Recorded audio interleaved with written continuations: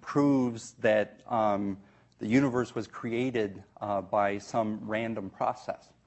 Evolution describes how life changes once life is here. It's not a theory about how life originally arose or why the whole universe exists. Yeah. I was wondering, does the entire process move at one steady rate, or can it sometimes accelerate and decelerate with different environments and different during evolutionary time?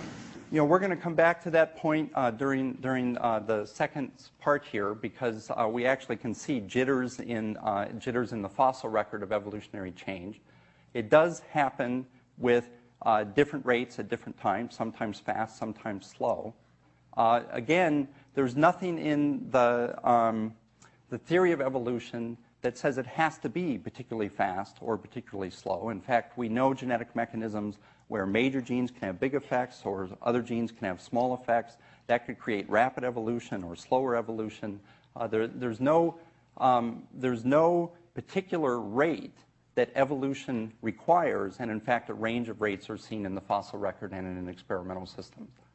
Okay, we better come back to the second section. Happy to take more questions here in a minute.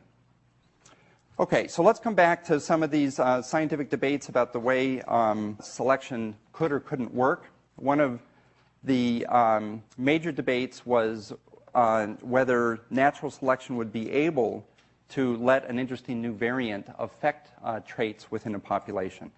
So as I said, people believed in blending inheritance at the time the origin was first published.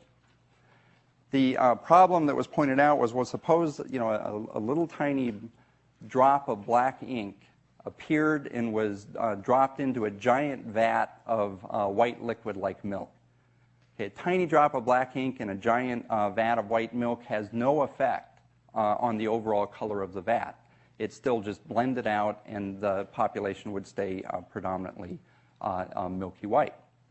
Okay, sorry, that's even confusing to try to explain, because we now know so much more about the genetic mechanisms that actually exist that blending inheritance clearly doesn't happen. The Origin was written before any detailed knowledge of genetics, so those kinds of ideas were out there. But when Mendel's laws were rediscovered in 1900, it was clear that variants aren't just lost by blending. In fact, variants exist as stable genetic changes that exist on chromosomes. Those stable variants are sometimes hard to see in populations. Variants can be recessive. But once a mutation arises, it can increase in frequency simply by being transmitted to more and more offspring. We made extensive use of Mendel's laws yesterday in talking about the genetic architecture of corn and teosinte evolution, stickleback evolution, and the evolution of color forms in rock pocket mice. Sean actually showed you a simulation based on Mendel's laws and population genetics of how a rare variant, when it appears, doesn't just get blended in. In fact, a small selective advantage, even a 5% increase in the number of offspring that survive and reproduce from a black variant, will lead to a rapid increase in the frequency of that variant over time. So at the population level, the variant doesn't blend. It appears, and if it generates more offspring, it will actually increase in frequency as the white form decreases. Now, this data was based on a simulation, but I'd like to compare the results of that simulation with the results of the actual frequency of pelvic forms that are seen in the fossil record that we just described for pelvic reduction in sticklebacks. So here, the line graphs represent the reduced form of pelvis, originally as a rare variant, that sweeps to fixation in the successive layers that can be dug up out of this Miocene lake bed.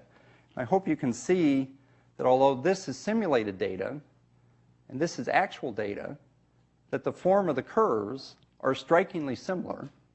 So variants don't blend when they appear. In fact, they can spread through populations using laws of both Mendel and population genetics that are now well understood and that are also confirmed by observations in real systems. Okay, finally, how about this last problem? Do animals simply look too different to come from common ancestors? This is again an area that Darwin tried to address in The Origin. He's got this passage: all living things have much in common, similar germinal vesicles. We see this also in that the same poison can similarly affect both plants and animals, or that the poison secreted by the gallfly will produce growths both on wild roses or on oak trees. Darwin was trying here, but you can tell that at this stage, the knowledge of biochemistry and molecular genetics was so rudimentary that the arguments for the interrelationship of all living forms was still very circumstantial. Since The Origin of Species, pathways for the synthesis of DNA and RNA and proteins and lipids and carbohydrates have now been worked out in detail. Turns out most bacteria, plants, and animals share fundamental metabolic pathways. They all use ATP for energy. They have lots of other biological characteristics in common.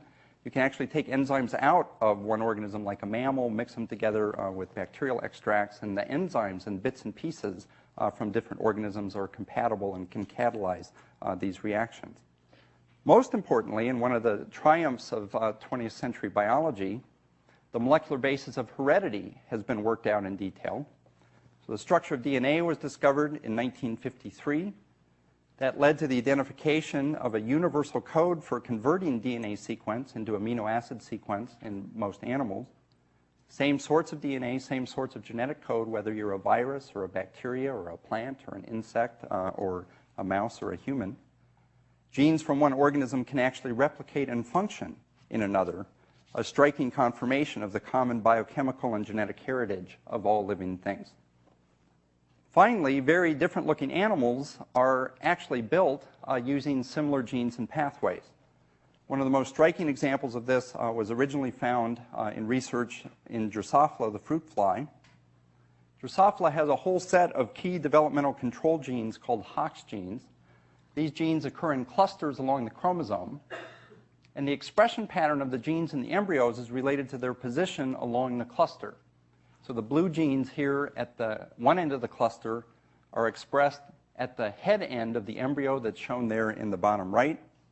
The colored genes in the middle are expressed in the middle of the embryo, and the green genes at the end of the cluster are expressed in the tail region of the embryo. So those genes aren't just expressed at different anterior, posterior, head-to-tail positions. They're also required for the formation of the particular tissues that you find from the head to the tail of the adult Drosophila. So if you make mutations in those genes, you change the development of the characteristic tissues that should form along the anterior-posterior body axis. Well, surprisingly, although animals look very different, mice look very different from fruit flies, their anterior-posterior body axis is built from the very same sets of genes. So mice and humans, other vertebrates, have sequences that are closely related to these Hox genes of flies. The Hox genes in mammals also occur in clusters. The clusters are also expressed in patterns that are related to anterior-posterior development. Blue genes at one end of the cluster, they've actually duplicated, so there's more copies in mammals, but blue genes at the end of the clusters are expressed in the head regions of the embryo, shown at the lower left. The middle genes are expressed in the middle part of the embryo. The green genes at the end of the cluster are expressed in the tail region of the embryo. And just as in fruit flies, if you make mutations in these key Hox genes, those mutations alter the formation of the characteristic tissues that would normally form at each position along the anterior-posterior body axis of the mouse. So it looks like the head-to-tail axis of animals, even that look completely different, are in fact built by an ancient toolkit of these key developmental regulators called Hox genes. Similar toolkit genes have been discovered that control a range of other structures in diverse organisms. So the Hox genes for the anterior-posterior axis, other sets of genes for the dorsal-ventral axis, other toolkit genes for the left-right axis, and other toolkit genes for the formation of particular body